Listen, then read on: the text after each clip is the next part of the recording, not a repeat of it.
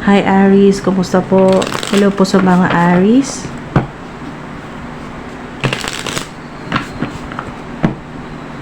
Alright, so ito po ay mensahe na kailangan mong marinig ngayon. So kung napanood mo to, anumang araw na mapanood mo ito, ito yung tamang araw na malaman mo. Okay? O marinig ang mensahe na ito ng inyong pong mga ancestors, ng guardian angels o guardian spirits o ng divine universe answering the call. Yan po, may opportunity, may dalawang opportunity. Okay, so dalawang mahalagang tawag. Okay, ngayong araw na to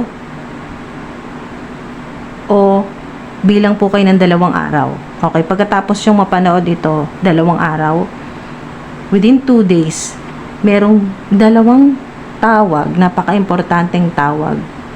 Or sa ilan, kung hindi po tawag, maaring ito ay sa paraan na video call, text, chat, email, o ma-receive po ninyo sa mailbox po ninyo. Basta mensahe, mga dude. May kinalaman sa awakening mo, spiritual awakening, sa purpose mo, sa pagbabago. Okay, pagbabago ng sitwasyon. Kung ano man yung problema mo sa kasalukuyan, meron ka nakakasalamuha or may kasama ka na pwedeng Capricorn, pero kasi devil yung energy or evil, o ito ay narcissist. Okay, may kasama kang narcissist or nakakasalamuha mo ito sa trabaho. Okay, shady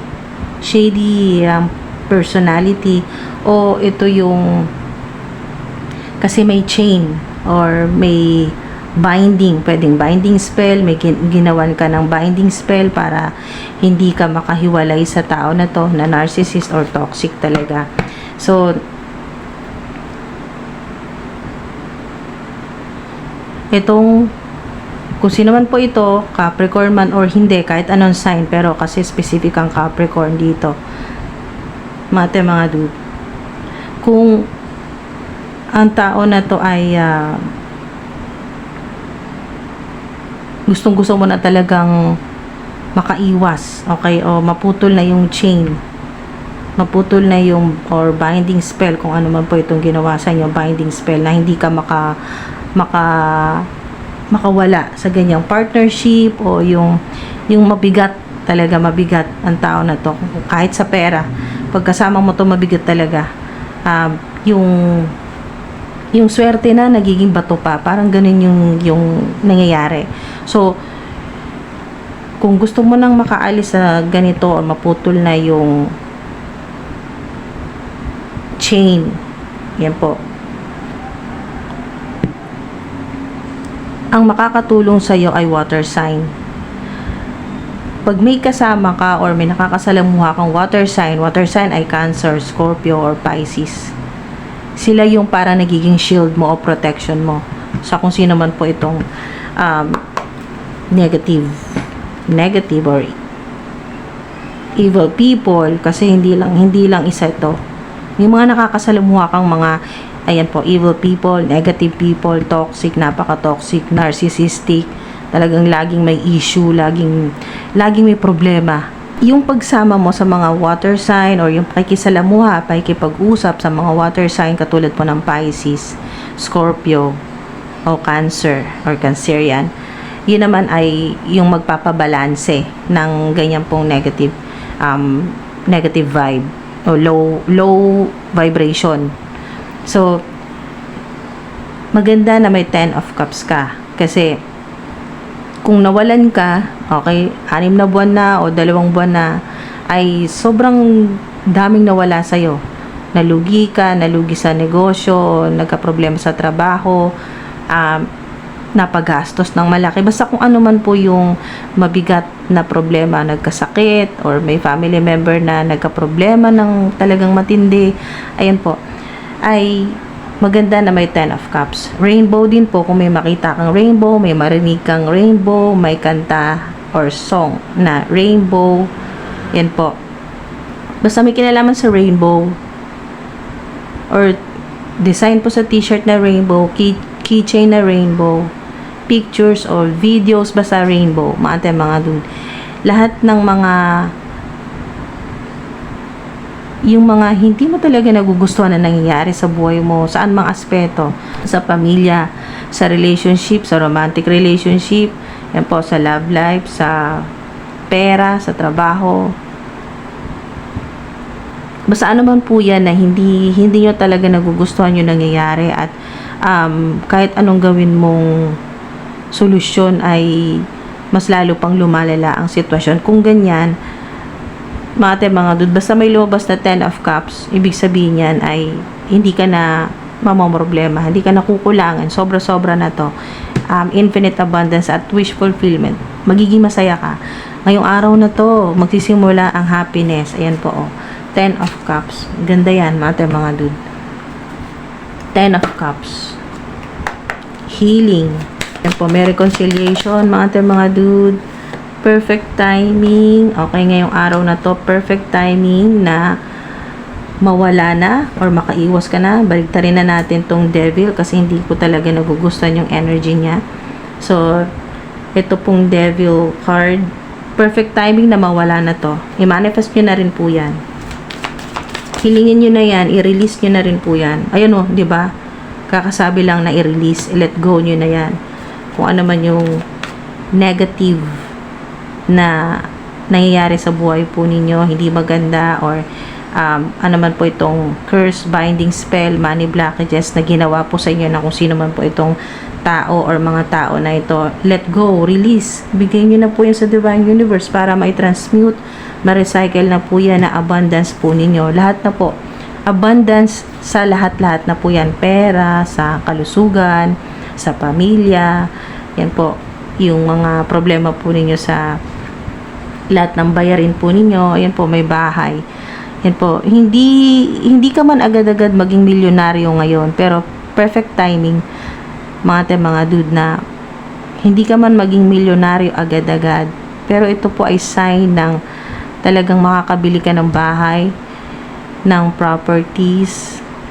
Pero hindi mo man mabili yung buong island, mga dude. At least meron kang lupa na para sa inyo, ng pamilya mo, bahay or mansion, depende sa iyo kung anong gusto mong itayo, mansion, bahay, luxurious house, nasa iyo na yan. Perfect timing, mga dude, na i-let go mo na lahat ng limiting thoughts o limiting beliefs na mahirap kitain ng pera, na ganito na lang ang buhay, kasi ganito ang trabaho, ganito lang, puro ganito lang. Yan po ay i-release nyo na po yan. Tanggalin nyo na yung ganyan mga self-limiting beliefs na nakalakihan na kumbaga parang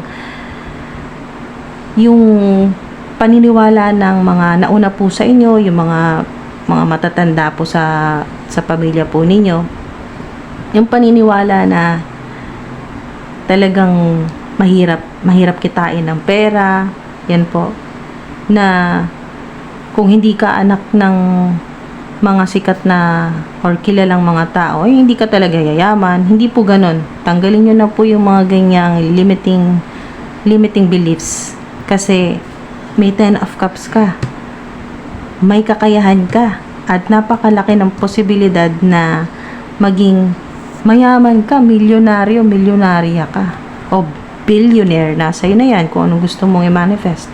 Millionaire, billionaire, perfect timing na tanggalin na lahat ng toxic or tao, iwasan, yan po, basta toxic, bye-bye. Okay, mga dude. Trust. O, diba? Trust. Magtiwala ka lang kay God. Alam mo yan, may tiwala ka naman talaga. Pero, medyo, pag maraming problema, medyo nababawasan. Yun po, yung tiwala. Kaya ngayon, dagdagan mo. Dagdagan mo na. Okay? Perfect timing na dagdagan mo ang tiwala mo kay God. Kahit na hindi maganda ang nangyayari sa'yo sa kasalukuyan. Tiwala lang. Magtiwala ka sa Kanya. Dreams of abundance. Dreams of abundance, 'di ba? Ito 'yun. Ito yung pinangarap mo na umasenso, yumaman, mabigyan ng maayos na buhay ang mga mahal mo sa buhay, ang pamilya mo. As you sleep, God, your angels, your ancestors, your higher self are giving you divinely guided ideas, answers, and solutions. Be sure to record your dreams in a journal. Yan po. Pwedeng isulat nyo po pagkagising kung ano man po yung maalala po ninyo. Kasi ang ilan po sa inyo ngayong araw na to, talagang meron po kayong yung ma-experience po ninyo yung vivid dreams, ganyan po, or prophetic dreams, yung tandang-tanda mo talaga. Isulat mo kung ano yung mga matandaan mo. Because they contain valuable insights that will help you manifest your desires into reality. Diba? Ito na yun. Desires into reality. So, kung ano man po itong evil energy na to na nagpapahirap sa mundo mo ngayon, palitan natin. Kaya binaligtad ko na tong devil energy, devil card, kasi hindi talaga magandang vibe yan. Low vibe yan. So, yan po. Patungan natin ang dreams of abundance kasi ito yung mangyayari sa reality na mapapalitan lahat ng negativity, toxicity sa buhay po ninyo, mapapalitan ng abundance. Ito yun. Confirmation, abundance. Wow. Okay, so isara po natin ang reading po ninyo. Align your intentions with your actions. Nasa public kaya ang ilan po sa inyo, meron po kayong online platform, highly intuitive, highly intellectual, maraming mata, maraming nanonood sa'yo, maraming nakatingin sa'yo, maraming nag-oobserba sa'yo, kahit mga hindi mo kilala. Ikaw yung agaw atensyon, yung pag nasa labas ka, talagang tinititigan ka ng mga tao, napapalingon sa'yo. Ayan po. Evil eye. May sinasabi rin dito na evil eye.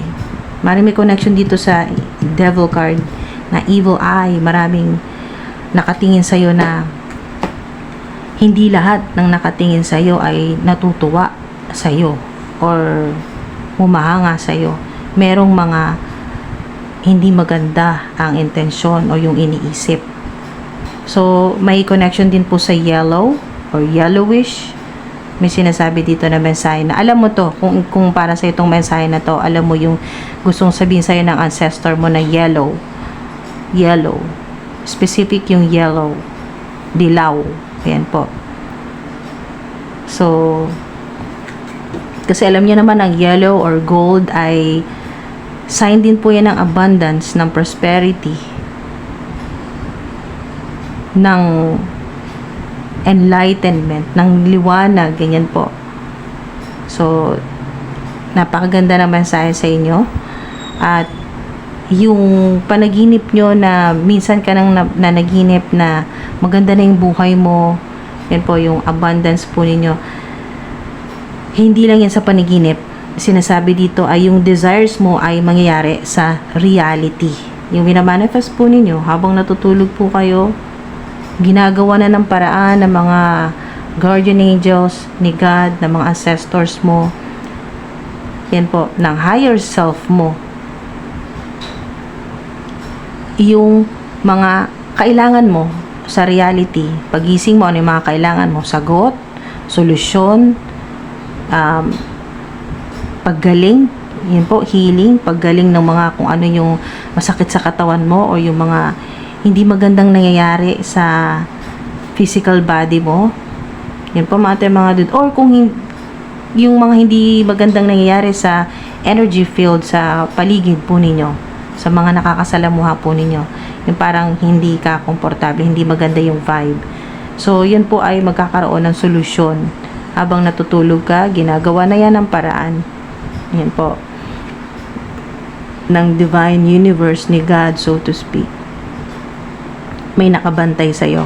Mari may mga, kasi nga may devil card dito, may mga monitoring evil spirits na nagbabantay sa'yo.